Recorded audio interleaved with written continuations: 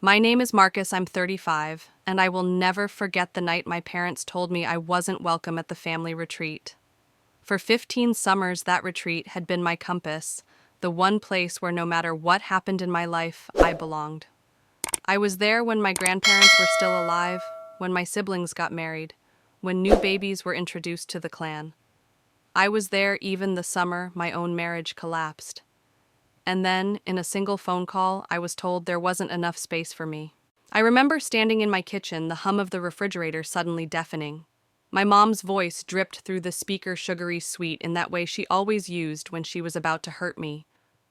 You understand, right? Couples and children have to come first. You're single, Marcus. It just makes sense. I froze. The pasta I'd been stirring began to burn, the smell of scorched garlic filling the room. Single. That was the word they chose to erase me with. As if my worth as a son, as a brother, as an uncle could be reduced to the fact that my marriage had ended and I hadn't rebuilt a picture-perfect household fast enough. Do you know that feeling when the ground shifts beneath you? When suddenly the family you've bled for, worked for, stood up for, looks at you and sees a complication. That's what it felt like. A verdict. Not enough. Not chosen. Not even considered. I wanted to shout. I planned half those retreats. I negotiated the group rates, I built the activities schedule, I stuffed those stupid welcome baskets with my own money. But the words stuck in my throat. What good would it do to remind them of my devotion when they had already decided I was expendable? Instead, silence took over. I let my mother finish her rehearsed script, hung up, and stood staring at the wall. The truth cut deeper than anger ever could. They had made room for 66 people, and not for me. There was space, it just wasn't for me. That night I didn't sleep. I replayed every memory like a cruel highlight reel. The bonfires where I roasted marshmallows for my nieces, the mornings when I led hikes for the cousins, the years I swallowed my own pain so my siblings could have their perfect photos. And now I wasn't worth a bed, not even a couch, not even an air mattress on the floor. Here's the thing about betrayal when it comes from family, it doesn't just hurt in the present. It rewrites the past. Suddenly, every smile, every thank you, every arm around my shoulder feels counterfeit. You begin to wonder if you ever truly belonged, or if you were always just tolerated until you no longer fit their image. And deep inside, under the heartbreak, a new emotion stirred clarity. This wasn't about logistics. It wasn't about rooms. It was about control, about image, about punishing me for breaking their illusion of a flawless family. I had gotten divorced, lost a job, fallen behind the script, and for that I was erased. But here's what my parents didn't see coming. Being erased can set you free. If there was no space for me at their table, then I would build a new table. If they chose to define me by absence, I would define myself by presence, louder, brighter, and unashamed. I remember looking into the mirror at dawn, bloodshot eyes staring back, whispering to my own reflection, "They didn't make room for you, so you're going to make your own." That moment, raw, trembling, furious, was the beginning of everything that followed. Before I continue, let me ask you something straight. Have you ever been left out by the very people who were supposed to love you unconditionally? Think about that. Sting the silence at the table where your chair should have been the empty spot in the family photo, where your smile used to fit. If you felt that, then you understand a piece of what I went through. And if this story resonates already, don't just sit quietly, drop a comment telling me where you're watching from, share your own moment of being excluded, and hit subscribe so you won't miss the rest of this journey. Because trust me, it gets darker and then it gets powerful. Now let me pull you back into the story.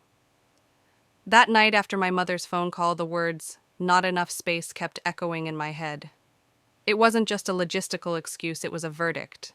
It meant I wasn't seen as vital, as irreplaceable.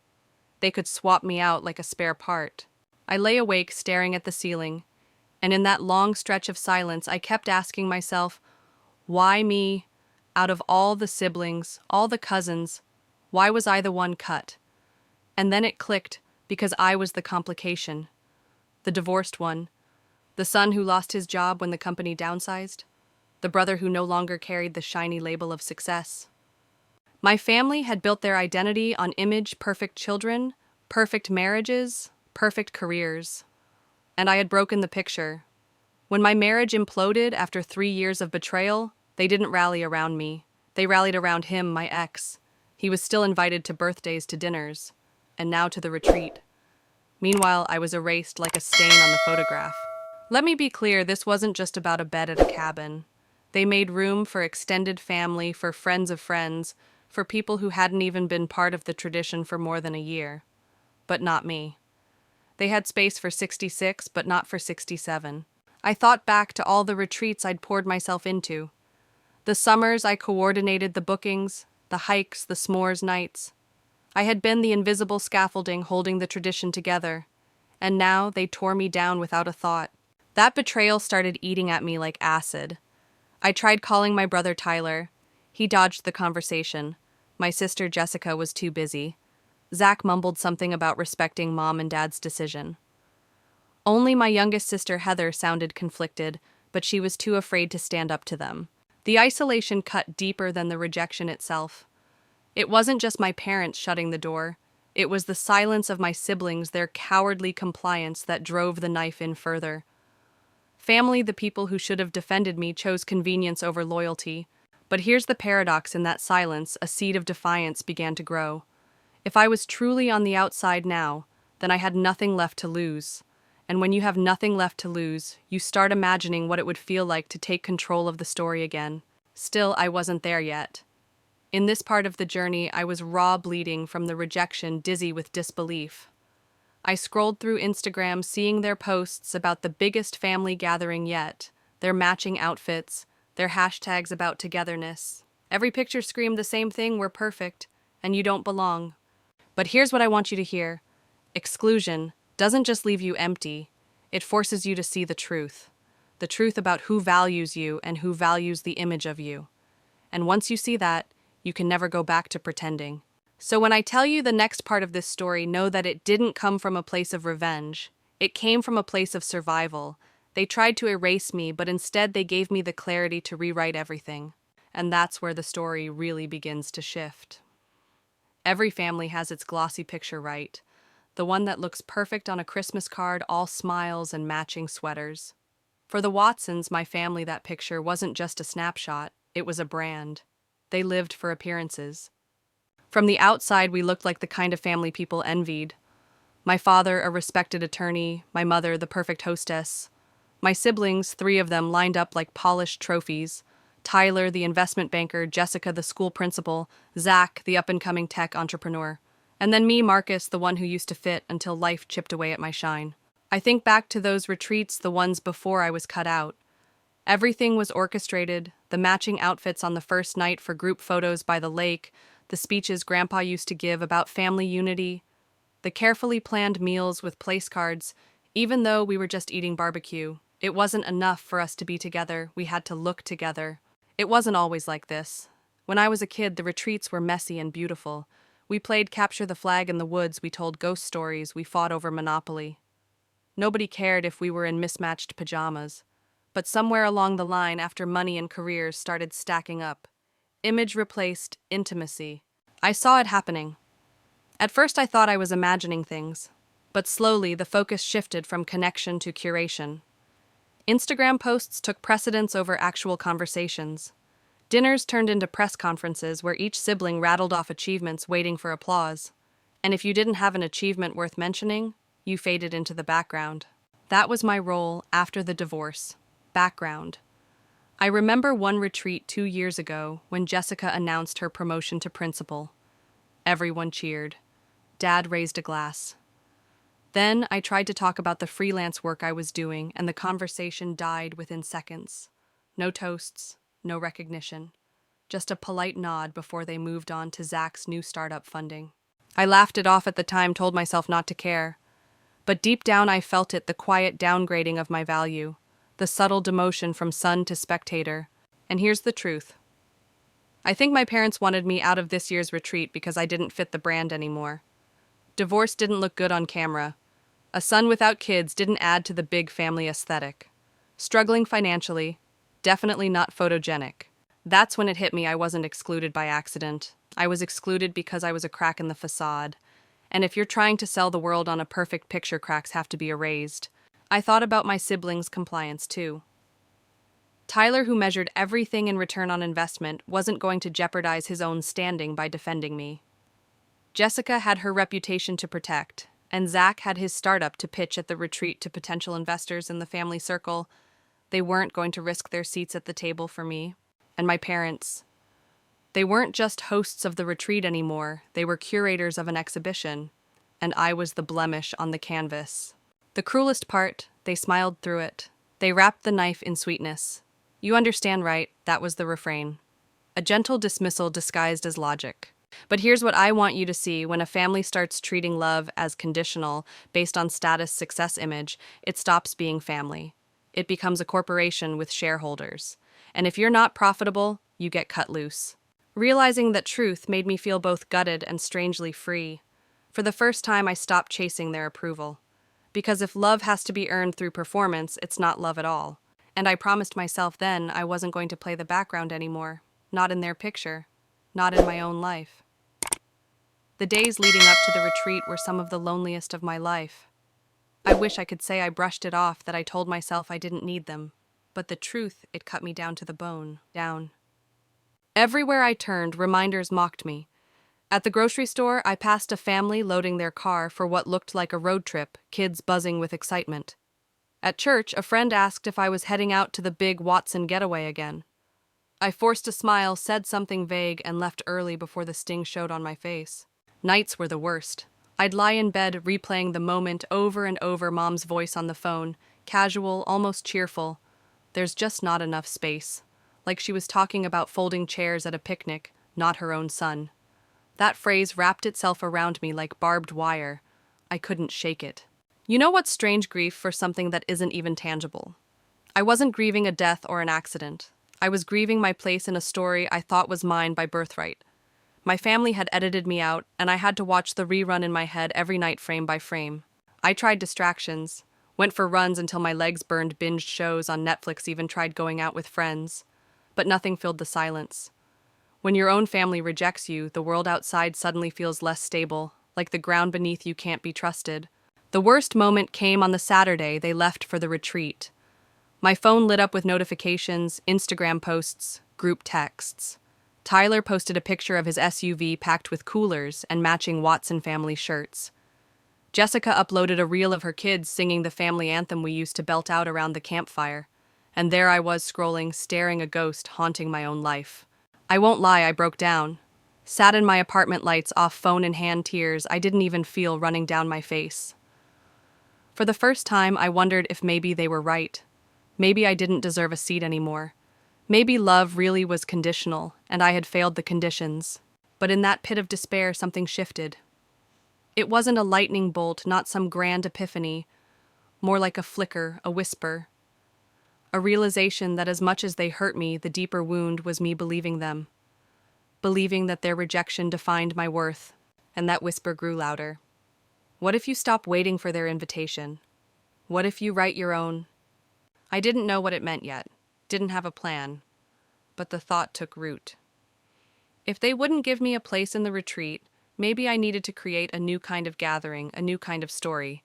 Not about image, not about status, about presence, about people who chose to stay. It didn't erase the loneliness, not yet, but it gave me something new to hold on to, a spark against the dark. Looking back, that was the turning point. Pain didn't disappear, but it began to change shape, from pure despair into the raw material of defiance. Because when you've been erased, you're faced with a choice: disappear quietly, or draw a new line so bold, so undeniable, it can't be ignored. And I knew deep down my story wasn't ending in silence. You'd think pain would make you smaller, that it would shrink you down until you barely existed. But sometimes pain does the opposite. It swells inside you until it has nowhere left to go, and it starts reshaping you. That's what happened to me the week after the retreat. I woke up one morning, stared at my reflection in the bathroom mirror, and realized I was done waiting. Done being sidelined in my own life. If my family had no room for me, then maybe I needed to carve out a room so wide and undeniable that no one could close the door again. So I pulled out an old notebook, the kind I used to bring on those retreats when I was a kid. Flipping through the pages, I found sketches of campfires, crude maps of hikes we used to take, even a goofy tally of who roasted the most marshmallows. And suddenly it hit me. Those memories didn't belong to them alone. They belonged to me too. I had lived them. I had carried them, and if they could edit me out, then I could write myself back in. That night I drafted the first version of what I now call the gathering. Not a retreat, not some glossy family tradition dressed up for social media, but a space for people like me, people pushed out, left behind, overlooked. A space where belonging wasn't conditional. At first the idea terrified me. Who was I to start something? Who would even show up? The old voice of doubt kept whispering, "You're not enough. You'll embarrass yourself." But louder still was that whisper from before. What if you stop waiting for their invitation? So I started small. I called a friend I hadn't spoken to in years, someone whose own family had fractured after a messy divorce. We met for coffee. I told her my story, the rejection, the loneliness, the spark of an idea. She didn't laugh. She didn't roll her eyes. She just said, I'd show up for that. That was all the validation I needed. From there, I began reaching out one conversation at a time. A coworker who lost both parents young. A neighbor who was estranged from her siblings after an inheritance fight. Even the barista at my local cafe who admitted he hadn't been home for Thanksgiving in a decade. Each time I told them, what if we made our own family? Not blood, not obligation, just presence. And each time the answer was some version of yes. By the end of that week, my scribbled notes had turned into a plan. A rented cabin 2 hours north. A long table that didn't care how many chairs we had to squeeze in. A fire pit not for tradition but for new stories. For the first time in weeks, my chest didn't feel so heavy. I wasn't just reacting to their rejection anymore. I was building something beyond it. And here's where I want to pause and ask you something, because maybe you've been there too. Maybe you felt the sting of being told you're not enough, of being excluded from a table you thought was yours. What would it look like if you stopped waiting for their invitation and wrote your own instead? Drop your thoughts below. I read every comment, and I'd love to know how you would redraw the line. Maybe you'll find your spark in the telling the same way I did. Because sometimes healing doesn't begin with being welcome back. Sometimes it begins with opening a new door altogether, and I was ready to swing mine wide open. The week before the gathering felt like standing on the edge of a cliff. Excitement and terror tangled in my chest so tightly I couldn't tell one from the other. I'd booked the cabin, sent the invites, and now there was no turning back. But the question kept gnawing at me. Would anyone actually come? I spent hours getting the place ready. I bought mismatched mugs from thrift stores, stacked extra blankets in the corner, and scribbled out name tags not for obligation, but as a reminder, you belong here. The details mattered because they weren't just props, they were symbols. Proof that we didn't need matching sweaters or polished speeches to create something real. Still doubt hovered. I kept picturing myself alone at that long wooden table, candles flickering, food untouched, waiting for people who never arrived. That image haunted me so much that I nearly canceled. Nearly sent out a message saying, sorry, maybe next time. But then I remembered my family's retreat. How carefully curated it all was, how exclusion wore a smile. And I realized something: even if just one person showed up, it would still matter. Because one real connection outweighed 100 staged ones. So I held the line. On the morning of the gathering, I drove up early. The air was crisp, the kind that bites your skin and wakes you up. Pine needles crunched under my boots as I unlocked the cabin. The place smelled like wood and old stone fireplaces, nothing fancy, but it felt alive. I laid out the food, nothing gourmet, just chili simmering in a crock-pot, cornbread and store-bought pie. I told myself, it doesn't have to be perfect. It just has to be honest. One by one, they started arriving. First was Sarah, my friend from the coffee shop. She walked in carrying a half-burnt candle and laughed. Figured we could use some light. Then came James, the co-worker who had lost his parents. He brought a deck of cards. A neighbor showed up with a casserole still warm, and slowly the table filled. When we finally sat down, something extraordinary happened. There were no toasts, no speeches, just stories, raw, jagged stories, a divorce that cut too deep, parents who walked away, a son who never came back. We listened not to reply, not to fix, but to witness. And in that space, something broke open. For the first time in weeks, I didn't feel erased. I felt rewritten. Halfway through, I looked around at the mismatched chairs, the clumsy candlelight, the laughter bubbling up between tears, and I realized this was family too. Not blood, Not obligation, just presence. It was messy, it was unscripted, and it was perfect. And maybe that's where the healing really began. Not in being welcomed back to the old table, but in building a new one altogether. But I want to ask you something because maybe you're listening to this thinking, that sounds impossible. That could never be me. What if it could? What if the family you long for isn't behind you, but waiting ahead in people you haven't met yet? Tell me, have you ever built your own kind of family or dreamed of it? I'd love to hear your story. Drop it in the comments because you never know, your story might be the spark someone else needs. That night, as we cleared the table and piled dishes in the sink, I felt lighter. Not because my pain had vanished, but because it had been shared, divided among us, and somehow that made it easier to carry. I went to bed in that drafty cabin with a simple truth echoing in my chest. Sometimes the greatest gift you can give yourself is to stop chasing a closed door and start building a new one. And I knew this was just the beginning. The morning after the gathering, I woke up to sunlight cutting across the cabin floor. For a moment, I lay there listening to the muffled sounds of people stirring pots, clinking footsteps creaking against old wood, and it struck me I wasn't alone. That realization carried more weight than I could explain. For weeks, I'd been drowning in the silence of rejection, in the echo of being told there was no space for me. But here, surrounded by people who had once felt just as discarded, the silence had been replaced with something softer, the low hum of belonging.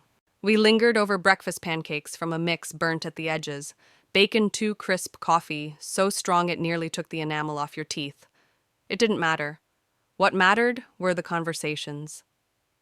Sarah spoke about the years she spent trying to earn back a seat at her parents' table before realizing they'd nailed the door shut. James admitted he hadn't told anyone how much he still mourned his mother, and for the first time someone actually listened. As the plates emptied, something shifted. This wasn't just about sharing pain anymore. It was about possibility. About rewriting the rules of what family could mean. I sat there watching the laughter ripple across the table and realized I couldn't let this be a one-time thing. One gathering wasn't enough. We needed more. We deserved more. So I said it out loud. What if this wasn't the end? What if this was the beginning of something bigger?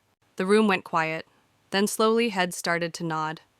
Sarah leaned forward and said, "You mean, like a project, a community?" The idea landed like a spark in dry grass. Within minutes, the air was alive with plans. A mailing list, a calendar, monthly dinners, weekend hikes. Someone even suggested we create a website so people outside our circle could join. I felt my pulse race. Just days earlier, I'd been bracing myself for an empty table. Now I was staring at the possibility of a movement. But with that excitement came a shadow. Because the bigger this grew, the more visible it would become. And the more visible it became, the harder it would be to keep it hidden from the people I least wanted to notice, my family. Still, I couldn't shake the conviction that this mattered too much to bury. Too many people needed a place to belong.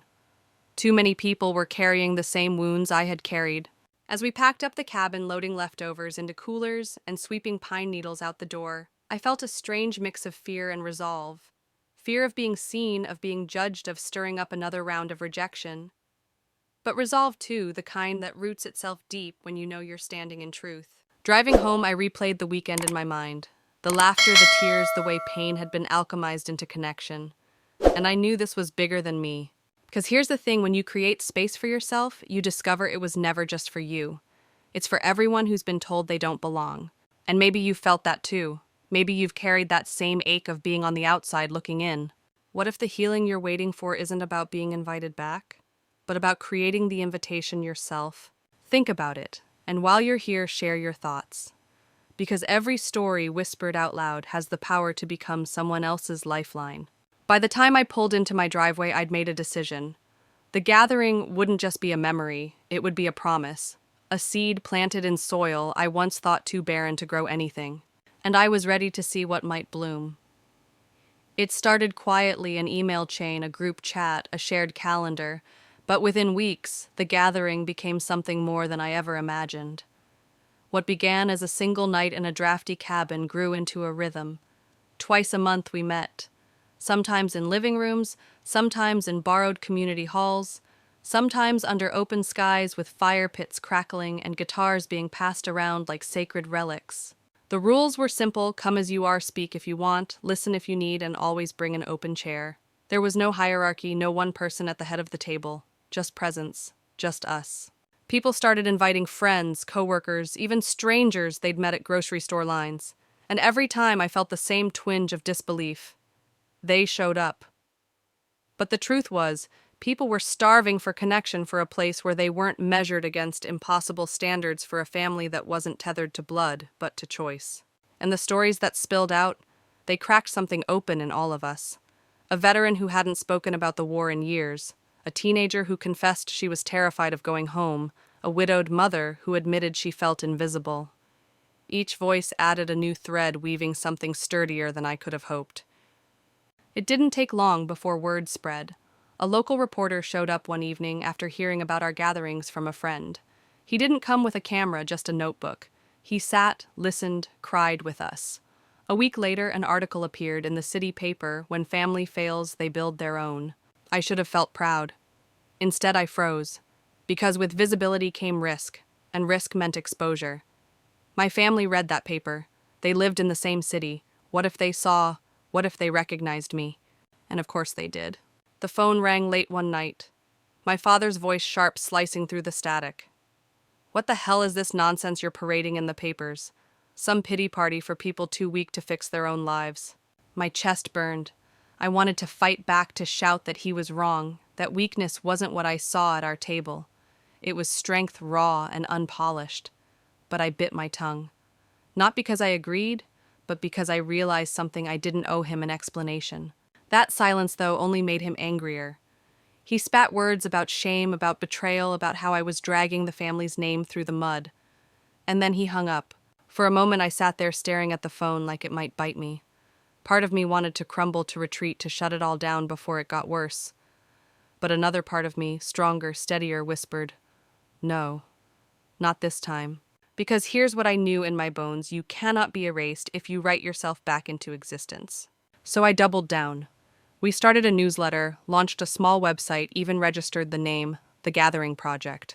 It wasn't about rebellion. It was about survival, and about offering survival to others who still believed they were alone. And maybe that's something you need to hear right now. Maybe you've been told over and over that your story isn't valid, that your voice doesn't count, that you're nothing, without the approval of those who shut the door on you. But what if that's the biggest lie you've ever been sold? What if your story could be the very spark that lights someone else's way? Think about that. Hold on to it. Because the moment you realize your story matters, their power over you begins to crumble.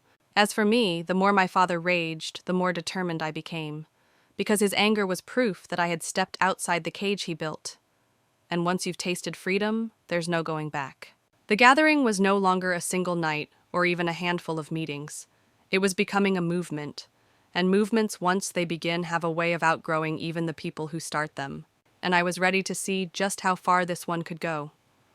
You ever have that moment when you know the ground beneath you is shifting, but you don't know if it's going to swallow you whole or carry you somewhere new?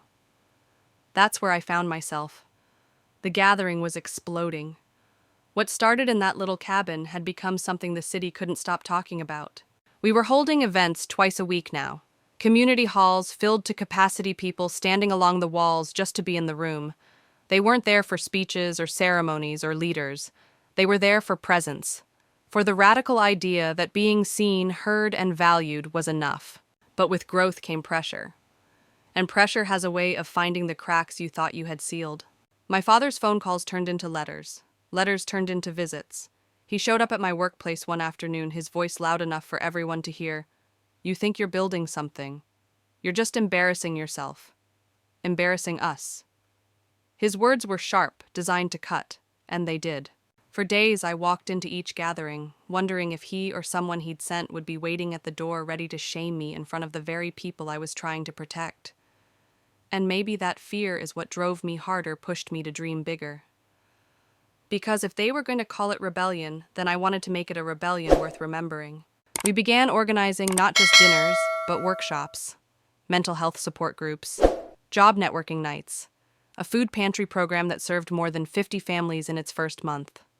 What was once a circle of hurt was becoming a circle of action, and that's when the real twist began to take shape.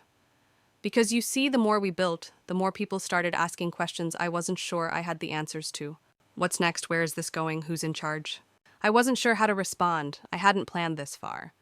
All I knew was that people were hungry for belonging and that hunger was spreading faster than I could keep up with. One night after everyone had left and the room was quiet again, I sat staring at the stack of sign-up sheets.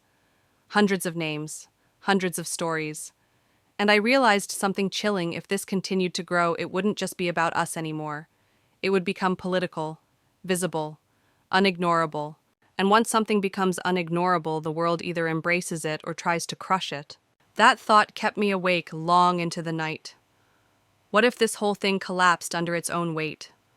What if my family's threats weren't just words, but the beginning of something darker? And here's where I want to pull you closer, because this is the moment where the story you're hearing could fracture in two very different directions. One path leads to power, the other to destruction. And the truth, I didn't know which one I was on. So let me ask you, because sometimes it takes an outside voice to see the truth. What would you have done? Would you have slowed down? Kept it small? Kept it safe? Or would you have pushed forward, even knowing the storm that was forming on the horizon? Drop your thoughts below, because trust me, your perspective might just be the mirror someone else needs to see their own path. As for me, I chose not to answer those questions right away. Instead, I leaned into the uncertainty. I let it hang in the air, unspoken, unresolved. Because deep down I sensed something was coming. Something that would either validate everything we'd built or test it in ways I couldn't yet imagine. And when it came, it didn't arrive quietly. It arrived with headlines, with confrontation, with a truth none of us were prepared for. But that's a story I'll only tell if you're willing to stay. The headlines hit like a thunderclap. Grassroots movement, or Cult One paper asked. Another splashed across its front page. Daughter of prominent businessman, defies family builds, alternative community. My name was there, bold and unavoidable. My father's too. Suddenly the story wasn't about healing connection or belonging, it was about scandal, about bloodlines, about betrayal. At first I couldn't breathe. It felt like the walls were closing in, like everything we'd built was about to be stripped away by people who didn't understand. Reporters camped outside my apartment. Camera crews staked out the community hall. Strangers whispered my name like it was an accusation. But then something I didn't expect happened. People from the gathering, people who owed me nothing, started speaking up. They wrote letters to the editor, gave interviews of their own, posted videos online. A veteran said, "This saved my life." A single mother said, "I don't feel invisible anymore." A teenager recorded a shaky clip on her phone. "This is the first place I ever felt like I belonged." And one by one their voices began to drown out the noise. For the first time, the public narrative wasn't controlled by my family or the press. It was controlled by us. Still, the backlash was brutal. My father escalated. He accused me of exploiting vulnerable people, of building a circus of weakness. He sent letters to city officials demanding we be shut down. And at a dinner one night, when I thought maybe he'd calmed down, he looked me in the eye and said, "If you keep this up, you're no daughter of mine." The words sliced deeper than I wanted to admit. I'd known our relationship was broken, but to hear him cut me out completely, it left a scar. For days, I carried that sentence like a weight around my chest. But here's the twist: while my father was trying to erase me, others were trying to lift me higher than I ever dreamed. One evening after another gathering that filled the hall beyond capacity, a woman approached me. Her suit was sharp, her eyes even sharper. She introduced herself as Claire Donovan, a city council member. "I've been following your work," she said, "and frankly, I'm impressed. You've created something people desperately need. But you need structure. You need protection. Because if you don't build it now, someone else will build it for you, and not in the way you want." I didn't know whether to feel honored or terrified. Here was someone with power offering me legitimacy, but also warning me of what was at stake. That night I lay awake, turning her words over and over. Structure, protection, legitimacy. Up until now, the gathering had thrived because it was fluid, organic, free of labels. But maybe Claire was right. Maybe if we didn't define ourselves, others would define us, and not kindly. The thought shook me, because building structure meant stepping into a role I never asked for: leadership. And leadership meant visibility, responsibility, exposure. And yet, as I pictured the faces of the people who showed up week after week, the veteran, the teenager, the mother, I realized something. This wasn't about me anymore. It hadn't been for a long time. So I made a decision, quietly, resolutely. I would take Claire's advice. I would build the scaffolding that would keep us standing, even if it meant carrying the weight of leadership, even if it meant drawing the fire directly onto myself. Because sometimes the very thing you fear most is the only thing that will keep what you love alive. And I had no idea then just how much fire was coming. When you decide to step into the light, you don't get to choose how people see you. That's the lesson I learned the moment I agreed to meet with Claire Donovan again. We sat in a quiet corner of a downtown cafe, her leather notebook already open, a pen poised, as if she'd been planning this meeting for weeks. You need bylaws. You need a board. You need to incorporate, she said without preamble. Otherwise, the gathering will collapse, or worse, it'll be stolen. Her words carried weight. I'd seen enough stories of movements hijacked, of good intentions twisted by power. Still, the thought of legal paperwork, formal titles, and structures made my stomach knot. I wasn't a politician. I wasn't an organizer.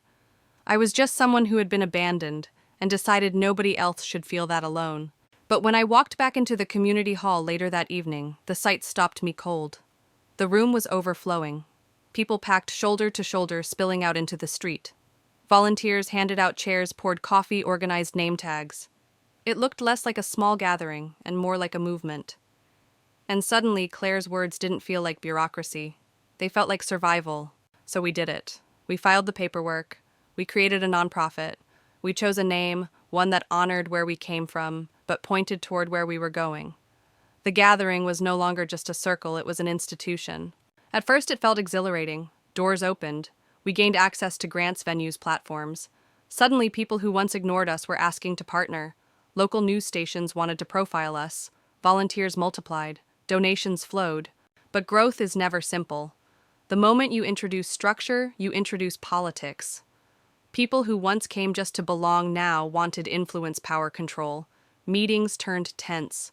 Debates stretched long into the night.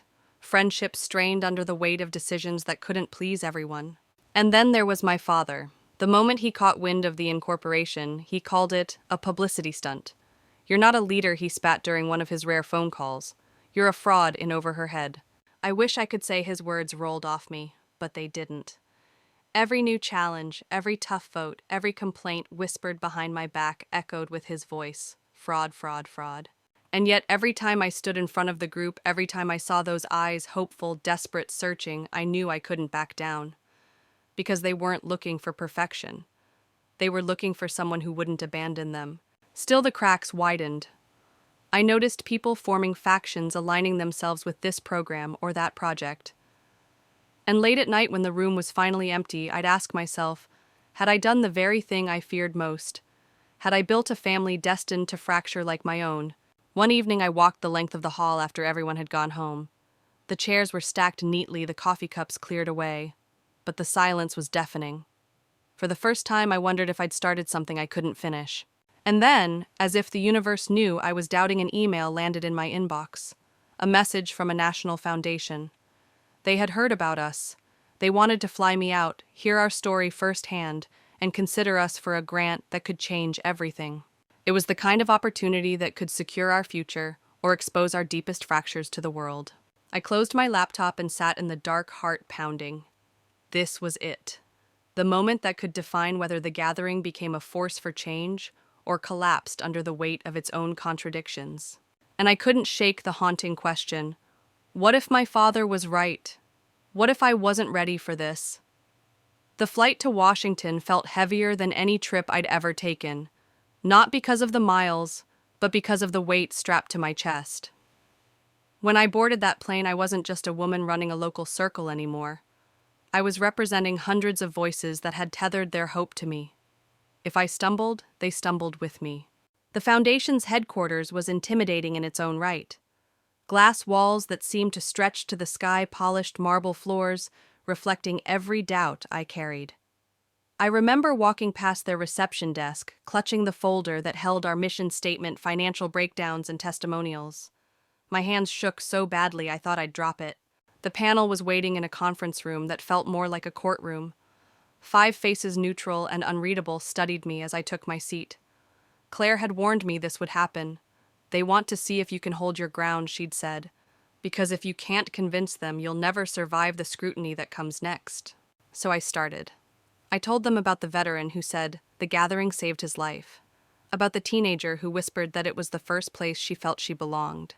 About the single mother who told us she no longer cried herself to sleep. My voice trembled at first, but as I spoke, something shifted. The stories weren't mine alone, they belonged to the people who had trusted me.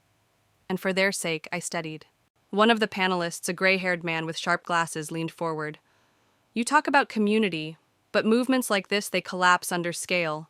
What happens when growth destroys intimacy, when politics devours the purity of your mission? The question cut deep because it wasn't hypothetical, it was already happening. But instead of dodging, I answered honestly. That risk is real, I said. But abandonment is worse. If intimacy shrinks as we grow, then we adapt. But if we do nothing, people go back to the silence that nearly killed them. I'd rather fight for connection, even imperfect connection, than surrender to isolation. For a moment, silence. Then the woman at the end of the table smiled. And I knew we had a chance. Later, as I left the building, Claire called me. How did it go? She asked. I told her everything, the question, the doubt, the answer I gave without rehearsing. She was quiet, then said, That's leadership. Not pretending you have all the answers, showing that you'll stand in the fire anyway. But even as she praised me, I couldn't shake the unease. Because while I was in Washington, messages had been flooding my phone. At home, fractures inside the gathering were widening. One program director accused another of hoarding resources. A volunteer stormed out mid-meeting. And whispers started again that maybe I was too distracted, too focused on the spotlight, too far removed from the community we built. For the first time, success felt as dangerous as failure. Winning this grant could secure our future, but it could also shine a spotlight on cracks that would only deepen under pressure. That night, in my hotel room, I lay awake staring at the ceiling. Was I building a home, or was I building a stage that would collapse beneath all of us? And here's where I'll let you in on something the answer didn't come in Washington. It came back home when I walked into a meeting expecting gratitude and found confrontation instead. Because when growth threatens unity, the true test isn't winning money or recognition, it's surviving betrayal from the inside. And what happened next would make me question everything I thought I knew about loyalty. When I returned home, the welcome wasn't applause, it was fire. The moment I stepped into the community hall, I could feel the air thick with tension. Conversations hushed, eyes darted. And then one of the program leads, Aaron, stood up and said the words that pierced deeper than any stranger's criticism ever could. You left us drowning while you chased the spotlight. I froze. This was the same man who had volunteered every weekend, who'd driven across town in snowstorms just to set up chairs. His voice shook with anger. While you were in D.C., people here were at each other's throats. We had no mediator, no leader, and you weren't here to see it. Others nodded. Some crossed their arms. And suddenly the very community I had fought to build looked like a jury ready to deliver a verdict. I tried to explain the foundation, the opportunity, the need for resources if we were going to survive long term. But my words felt hollow against their frustration. That night I walked home through the rain, soaked not by water but by the weight of betrayal. My father's voice echoed again in my head. You're not a leader, you're a fraud. The truth was, he wasn't entirely wrong. I had underestimated how fragile trust can be. One absence, one misstep, and the bond we had built began to fray. Days turned into weeks, and the fractures deepened. Some members started breaking off into smaller groups. Others whispered that maybe someone else should lead. I had never felt more alone, ironically, in the very movement created to fight loneliness. One evening I received a message that stopped me cold. A volunteer I deeply trusted had been secretly recording meetings and sharing clips online. Snippets without context, twisted to look like proof of dysfunction. And people outside, people who never stepped foot inside the gathering, were eating it up. It hit me, betrayal doesn't always come from outside forces. Sometimes it comes from those who sit closest to you, the ones who know where the cracks already are. That night, I nearly drafted a resignation letter. My cursor blinked on the empty page, daring me to quit. I imagined walking away, letting someone else carry the burden, letting my father's prophecy come true. But then I thought of the veteran, who said the gathering saved his life. of the teenager who whispered she'd finally found belonging, of the mother who no longer cried herself to sleep. Their faces pulled me back from the brink. I closed the laptop and whispered aloud to the empty room, "No, not like this." The next day, I returned to the hall not to defend myself, but to tell the truth. I admitted I had made mistakes. I admitted I had underestimated the toll of growth. And then I asked the hardest question: if you don't trust me anymore, say it now. I'll step aside. But if you still believe in what we're building, then we fight together. Because this movement is bigger than me. Bigger than any of us. The silence that followed felt eternal. And then slowly, one by one, hands lifted. Not all of them, but enough. Enough to remind me that fractured doesn't mean broken. Still, I knew the storm wasn't over. The videos were spreading, the whispers were growing. And somewhere out there, people were watching, waiting for us to collapse. And that's when I realized the real test wasn't surviving abandonment from family. It was surviving betrayal from within the family I had chosen. And what happened next would take betrayal to a level I never imagined. But before I tell you that part, let me ask you, have you ever been betrayed not by a stranger, but by someone you trusted with your whole heart? If you have, you'll understand what came next. If you haven't, brace yourself. Because the next twist, it still shakes me to this day. I thought the worst had passed, that with enough honesty and enough courage, the fractures inside the gathering could mend. But what I didn't realize was that the deepest wound was still waiting to be cut, and it came from someone I trusted most. Her name was Rachel. She had been with me from the very beginning. She was the one who stayed late cleaning up after our first meetings, the one who called me when I doubted myself, the one who always said we're in this together. So when whispers started that Rachel had been meeting privately with donors without me, I refused to believe them. She was my right hand, my friend, my family. But then I saw it. An email chain forwarded to me by accident. Lines of text where Rachel described herself as the true architect of the gathering, promising stability, promising she could rescue the mission from emotional leadership. That phrase, emotional leadership, burned me. She meant me. I confronted her heart-pounding voice, shaking. And she didn't even deny it. She just stared at me and said, "You care too much about stories about feelings. That won't survive growth. People like you build sparks. People like me build institutions." It was a knife slipped between my ribs because on some level she was right. I did lead with emotion. That was my strength and also my weakness. But betrayal isn't just about truth, it's about trust, and hers was gone. When word spread, it split the group like an earthquake. Some sided with me, insisting that passion was the heartbeat of our work. Others gravitated toward Rachel's promise of order and control. Meetings turned into battlegrounds. Volunteers quit. And the community we had built on unity was devouring itself from the inside. I wanted to scream. I wanted to collapse. I wanted to undo every step that had led us here. But instead, I remembered something Claire had told me back in Washington. Leadership isn't about avoiding fire. It's about standing in it without burning away. So I stood. I told the group the truth that the gathering was born from people abandoned, silenced, and overlooked. That if we traded authenticity for control, we'd become the very thing we were created to resist. I didn't shout. I didn't beg. I just laid it out raw and unpolished. Some people walked out anyway, Rachel among them, and it broke me in ways I still can't fully describe. Watching her leave was like watching a piece of my own body torn away. But here's the twist I didn't see coming. Her departure didn't kill us. It forced us to decide who we really were. Those who stayed weren't the largest crowd, but they were the truest.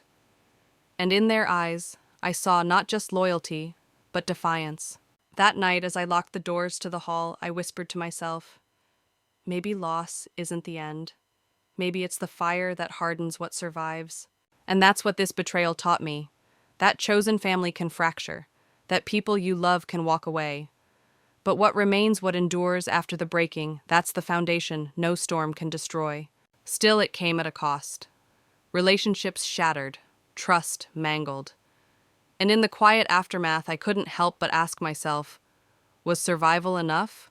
Or had betrayal carved away something I would never get back? And the answer to that question didn't come immediately. It came in a moment I never expected, one that forced me to reckon not just with the betrayal of others, but with the ways I had betrayed myself. They say betrayal hardens you, but I think it does something stranger. It hollows you out, then dares you to decide what to refill yourself with. After Rachel left, I felt that hollow. Our numbers had thinned. The media picked up on the division, spinning headlines about a movement collapsing under its own weight. And sometimes late at night, I caught myself wondering if maybe they were right. Maybe this was the slow death my father had predicted all along. But then something unexpected happened. The people who remained the veterans, the teens, the single mothers, the outcasts began stepping into spaces I had once tried to fill alone. Meetings no longer revolved around my words. They became circles where everyone's voice mattered. And in that shared leadership, something sturdier emerged, a community that wasn't just built by me, but by all of us together. One night, as I watched a mother who had once been too shy to speak now lead a discussion about grief, I realized the truth. Maybe Rachel's betrayal didn't destroy us. Maybe it set us free from me. And in that realization, I felt something I hadn't in months: peace. But peace doesn't erase scars. It doesn't erase the images of people walking out or the sound of Rachel's voice when she said emotional leadership. Those wounds remain. What changed was my choice of what to do with them. Instead of seeing them as proof of failure, I began to see them as proof of survival. So here's what I want to leave you with. Family isn't defined by blood or even by promises whispered in trust. Family is defined by those who stay even when staying costs them something. That's the heartbeat of the gathering today. Smaller than it once was, perhaps, but truer, stronger, real. And if you've made it this far into my story, maybe you know why I'm sharing it. Because maybe you've been betrayed. Maybe you've been abandoned. Maybe you've stared at the hollow inside you and wondered what to fill it with. If that's you, then hear me, you are not alone, and you don't have to rebuild by yourself. If this story resonated with you, consider subscribing to this channel, because we tell stories like this, not just to entertain, but to remind you that your scars don't disqualify you. They testify to your strength. And if you want to go deeper, check out the next video I've linked. It dives into how one woman rebuilt her life after her entire family turned on her. I think you'll see the same lesson echoed there. Because at the end of the day, the lesson is this: betrayal may hollow you out, but you get to decide what fills the empty space. And in that choice lies freedom. Looking back now, I don't see a movement defined by its fractures. I see a family defined by what endured after the breaking. The storm did not pass us by, it ripped through, tore away pieces, and left us standing in the ruins. But those who remained didn't just stand. They planted, they built, they sang. When I walk into the hall today, I no longer hear the silence of suspicion. I hear laughter. I hear voices overlapping in debate and in joy. I see hands reaching to help set up chairs to carry burdens to embrace. And though sometimes the shadow of betrayal still lingers, it doesn't own the room anymore. Instead, the room belongs to those who stayed, to those who dared to believe that even in the aftermath of loss, something worth holding on to could still grow. That's the part my father never understood. Leadership isn't about being unshakable. It's about being broken and still choosing to stand. It's about standing in the fire and refusing to burn away. So if you carry scars, if you've known the sting of betrayal, let them remind you not of what you lost, but of what you built after. Because survival is not the end of the story, it is the beginning.